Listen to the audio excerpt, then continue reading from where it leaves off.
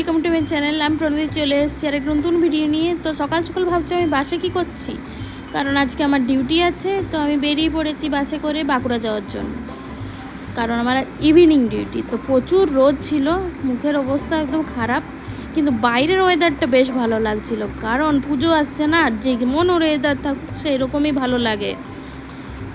তাড়াতাড়ি চলে আসুক, এই পুজো না আসাটাই বেশ ভালো, চলে এলে পট করে শেষ হয়ে যায়, জাস্ট মানে চুটকে মারলে পুজো শেষ, এরকম অবস্থা। এবারে তো আবার ডিউটি পড়েছে, কী যে হবে কে জানে। যাই হোক, একদিন ছুটি পেয়েছি, সেটাতেই আমি অনেক খুশি।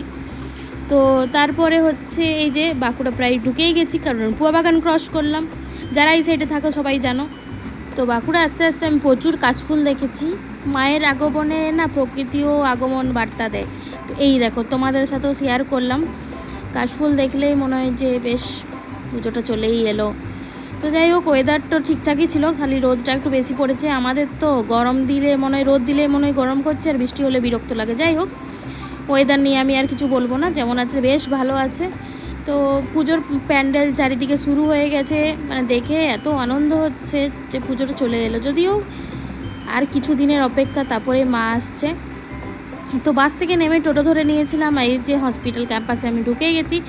তো হেঁটে হেঁটে হস্টেলের দিকে এগোচ্ছিলাম। আমাদের হস্টেলটা এত সুন্দর দেখাচ্ছিল না, আমি দাঁড়িয়ে কিছুক্ষণ ভিডিও করেছি। এই দেখো, এই ভিডিওটা আমি না কিছু দাঁড়িয়ে কিছুক্ষণ ভিডিওটা করলাম।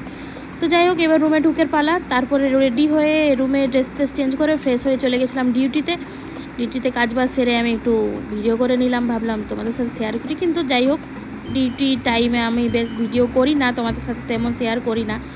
তো যাই হোক, ডিউটি করে আবার চলে এসেছি ওই রুমে রাত্রেবেলা। তো আজকের ভিডিওটা এই পর্যন্তই। ভালো লাগলে like, comment, share and subscribe channel. আসছি পরে নতুন একটা ভিডিও নিয়ে। ততক্ষণের জন্য সবাই খুব ভালো থেকো।